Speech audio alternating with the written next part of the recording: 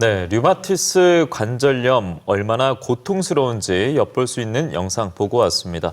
실제로 앞서 칼로 찌르는 듯한 고통이었다라고 사례자께서 말씀하셨는데 문제는 류마티스 관절염이 예고 없이 찾아온다는 겁니다. 그럼에도 미리 진단해 볼 수 있는 특징 있는 증상이 있지 않을까 궁금해지는데요. 네, 맞습니다. 류마티스 관절염은 특징적인 몇 가지의 기준에 해당을 하면 관절염 류마티스라고 진단을 내리게 되는데요. 화면에서 보시는 바와 같이 특히 이른 아침에 어떤 이 강직도가 1시간 이상 지속되는 경우, 그리고 여러 부위에 한 부위가 아니라 3부위 이상에 나타나는 관절염의 증상, 그리고 손과 손목 관절인데 특히 이제 손가락의 중간 마디에서의 어떤 관절염의 증상이 특징적입니다. 예. 그리고 한쪽만 나타나는 게 아니라 좌우 대칭적으로 나타나게 되고, 특히 류마티스 관절은 이 만지게 되면 굉장히 피하 결절이 아프거든요. 그렇게 볼록볼록 튀어나오는 결절과 함께, 그리고 혈액 검사상에서의 류마티스 인자 RA 팩터라고 하는 인자의 양성, 그리고 엑스레이 검사상에서의 뼈의 침식 정도를 종합적으로 파악해서 이런 7가지 항목 중에서 4가지에 속하면 류마티스 관절염이라고 진단을 내리게 됩니다. 네, 저는 사실 관절염 하면 류마티스 관절염도 물론 있지만 퇴행성 관절염도 떠오르거든요. 이 두 질환을 구분할 수 있는 방법이 있을까요? 주로 환자분들은 퇴행성과 이 류마티스 관절염을 구분하기가 쉽지가 않거든요. 네. 다 헷갈려 하시는데 퇴행성 관절염의 어떤 화면을 보면서 류마티스와 제가 비교를 해드리도록 하겠습니다. 퇴행성 관절염은 주로 사용하고 많이 사용한 부위에 관절이 붓고 통증이 있습니다. 그에 비해서 자가면역의 이 류마티스 관절염은 여러 관절이고요. 그리고 관절 부위가 뼈가 튀어나오고 딱딱해지는 데에 비해서 류마티스는 좀 열감을 느끼고 말랑말랑한 상황이 있습니다. 그리고 주로 퇴행성은 무릎이나 많이 써서 생기는 척추 쪽이라면 이 류마티스는 손과 손목, 발목의 어떤 증상들이겠고요.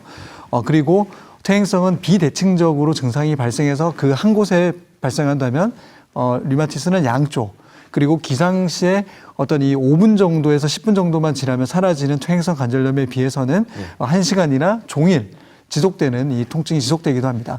그리고 퇴행성 관절염은 전신 증상이 나타나지 않고 어떻게 활동할 때는 통증이 있지만 휴식을 취하면 통증이 가라앉기도 합니다.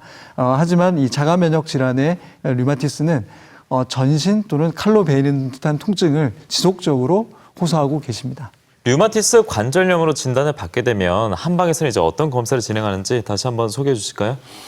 네, 병원에서는 양방과 한방이 서로 협진을 하기 때문에 혈액 검사와 방사선 엑스레이 검사를 통해서 류마티스 여부를 진단하고 있습니다.